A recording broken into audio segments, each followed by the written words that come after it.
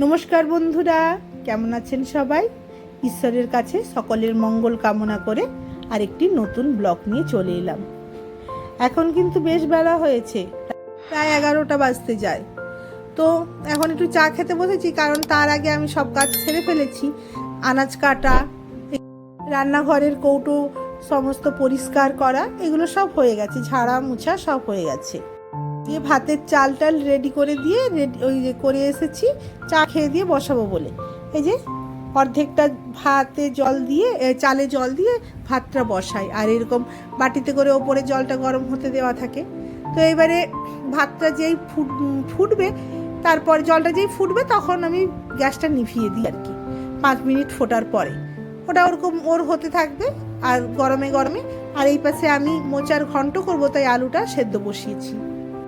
ওই গরমে গরমেই ভাতটা আমার প্রায় হয়ে গেছে। তো ওই আবার 5-7 মিনিট ফুটিয়ে ভাতটাকে উপর দিয়ে দেব। এইভাবেই গ্যাস সাশ্রয় করি। এই পাশে আমি আলু সেদ্ধ করেছি আর কি, যে তাই একটু শুকনো লঙ্কা, গোটা জিরে আর তার সঙ্গে পোস্ত দিয়ে একটু ভেজে নেব। আর এর সঙ্গে একটু নুনও দিয়ে দিয়েছি, তাহলে আর কাঁচা নুন খেতে হবে না।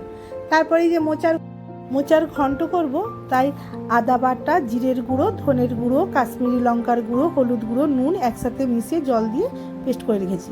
আর এখানে একটু কড়াইতে সর্ষের তেল দিলাম, আর শুকনো লঙ্কা আর জিরে ফোড়ন দিয়ে এই টমেটোকে কুচি করে কষাতে দিয়ে দিলাম।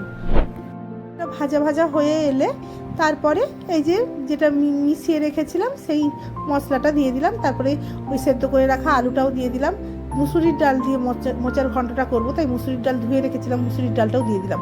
এবারে ওটা মানে কষিয়ে শুকনো শুকনো হয়ে যাওয়ার পরে মোচাটা সিদ্ধ করা ছিল, ওই সেদ্ধ মোচাটাও দিয়ে দিলাম। দিয়ে ওটা ভালো করে একটু কষিয়ে টষিয়ে জল দিয়ে দিলাম, দিয়ে ঢাকা দিয়ে দেবো নুন দিয়ে। গরম পড়েছে তাই একটু ভাবছি মাছের টক খাবো। তো কাঁচা আম নেই, কিন্তু আমচুর আছে। তো আমচুর দিয়ে সর্ষে পোস্ত বাটা দিয়ে তো মাছের টক খাবো। ওই জন্য ওই যে আমচুরগুলো ভিজিয়ে রেখেছি, ওই জলেই সর্ষে পোস্তটা বেটে নেবো আর কি। আজ রামনবমী, তাই ছেলের ছুটি আছে। এই পোস্তটা বেটে গিয়ে ছেলেকে দেখে আসবো কি করছে ভেতরে। স্নান টান হয়ে গেছে, গরম বলে বলেছি যে তাড়াতাড়ি করে স্নান করে নিতে। তো দেখে আসবো, চলুন দেখতে যাই। ওই যে ভালো করে পোস্তটাকে করে দেখি, চলুন। এই যে রাজ পড়াশোনা করছে, আমাকে দেখে বলছে, মানে ও ক্যামেরার সামনে এলে না ইতস্তত বোধ করে। তো ও আমাকে দেখে বলছে, মা আর পড়তে ইচ্ছে করছে না। ওই যে দেখুন, এত গরম লাগছে যে ওপরের মানে বেড কাভারটাকে তুলে দিয়েছে, দিয়ে ও পড়তে বসছে। আমি ওকে বললাম যে বইটুকুগুলো গুছিয়ে রাখো। আর এইগুলো দেখুন, দেওয়াল লিখন করেছে রাজ। এটা রাজ, আমরা যখন এই বাড়িতে আসি তখন রাজের বয়স মাত্র 5 বছর। তো ও তো একা, তো ওর মানে খেলার কেউ সেরকম সাথীও ছিল না। আর এই বাড়িতে যখন আমি আসি, তো মানে সত্যি কথা বলতে কি, আমরা তো কৃষ্ণনগর টাউনে তখন থাকতাম। এই যে দেখুন, চারদিকে রাজ এরকম করে রেখেছি। আর এটা আমরা নিজেরা বাড়িটা তৈরি করিনি, এটা মানে বাড়িটা কিনেছিলাম। তো যারা করেছিল অত ভালো করে করেনি, যে প্লাস্টারগুলো উঠে গেছে। এই দেখুন, সব জায়গায় রাজের আঁকা, যেগুলো এঁকে এঁকে রেখেছে ও, সব জায়গায়, কোনো জায়গায় বাদ নাই। এমনকি মানে ওই দেখুন, সব জায়গাতেও ওইকে ভর্তি করে রেখেছে মোটামুটি। আমি কিছু বলিনি, এমনকি বাথরুমের যে ওপরের ওই যে দেখুন সিলিংটাতে পর্যন্ত বাদ যায়নি, ওখানেও ও রঙ কষে রেখেছে। আর এই পাশে এসে দেখি আমার মোচাটা হয়ে গেছে প্রায়, তাই একটু খুন্তি দিয়ে আলুগুলোকে ম্যাশ করে নিচ্ছি। তারপরে একটু চিনি দিয়ে দিলাম, আর একটু গরম মশলা আর ঘি দিয়ে নামিয়ে দেবো। এই যে রাজ্যে আমার দেওয়ালগুলো, মানে বাড়ির দেওয়ালগুলোকে এরকম করে রেখেছে, তার জন্য আমি কিন্তু রাজকে কোনোদিনই বকিনি। কারণ ও একা একা তো মানুষ হয়েছে, ওকেও তো ওর মতন বাড়তে দিতে হবে, তার জন্য আমি কোনোদিনও বলিনি কিছু। তো এই যে আমার মোচার ঘন্ট রেডি কিছুটা। আর এটা হচ্ছে আগের দিনের যে ছিল তরকারি, ছিল এঁচোড়ের তরকারি, তো সেটা গরম করে নিলাম। প্রচণ্ড গরম, তাই জন্য অত একসঙ্গে রান্না করতে মানে কষ্ট হবে বলে, তাই জন্য আগের দিন একটু রেখে দিয়েছিলাম। আর এপাশে মাছের টকটা করবো, তাই মাছগুলো ভেজে নেব। তো এই যে আমি তার মধ্যে মোচা ঘন্টটা বসিয়ে আবার কিন্তু আমি স্নান করেও চলে এসেছি। আর আমি যেহেতু অল্প তেলে মাছ ভাজি, ওই জন্য এভাবেই ভাজি। তারপরে যে তেলটা ছিল তাতে কাঁচা লঙ্কা আর 5 ফোড়ন দিয়ে আমার ওই পোস্ত সর্ষে বাটাটা দিয়ে দিলাম, একটু জল দিয়ে দিলাম, ফুটে উঠলেই মাছগুলো দিয়ে দেবো। এই যে ফুটে উঠেছে, মাছগুলো ঢেলে দিলাম।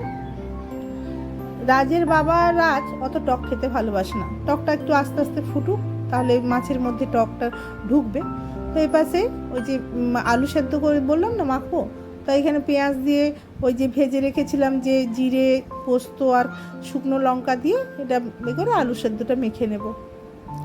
তো এইটাকে দিয়ে আমার মাছের টক দিয়ে আলু সেদ্ধটা খেতে খুব ভালো লাগে। এরা তো এইসব টক টক অত পছন্দ করে না, তো তাই জন্য আমিও খেতে পারতাম না আগে, তো এখন খাই। এখন ছেলেকেও আস্তে আস্তে খাওয়া শিখিয়েছি, বুঝিয়ে বুঝিয়ে বরকেও খাওয়া শিখিয়েছি। তো হচ্ছে আগে ওদের মতন ওরা যা খেত তাই করতাম, কিন্তু এখন ওরা মানে আমি আমার মতন করেই খাই, ওরাও খায় অল্প স্বল্প। আর আমি টকটা অত বেশি করি না, তীব্র করি না, হালকা হালকা করি, ওরা খায় দেখি।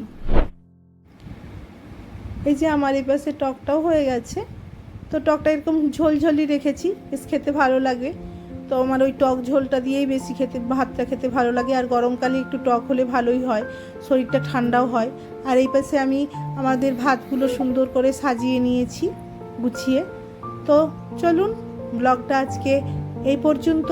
আজকে আমরা দুপুরের এই মেনু ছিল, সবই তো দেখিয়ে দিলাম। তো যদি ব্লগটি একটু ভালো লেগে থাকে তাহলে প্লিজ একটা লাইক করে দেবেন, আর আমার চ্যানেলটিকে সাবস্ক্রাইব করে দেবেন। আর কমেন্ট সেকশনে একটা কমেন্ট করবেন, তাহলে ভালো লাগে। আর সব শেষে বলি, আপনারা সবাই সুস্থ থাকুন, ভালো থাকুন, ঈশ্বর আপনাদের মঙ্গল করুন। আজকে তাহলে আসছি।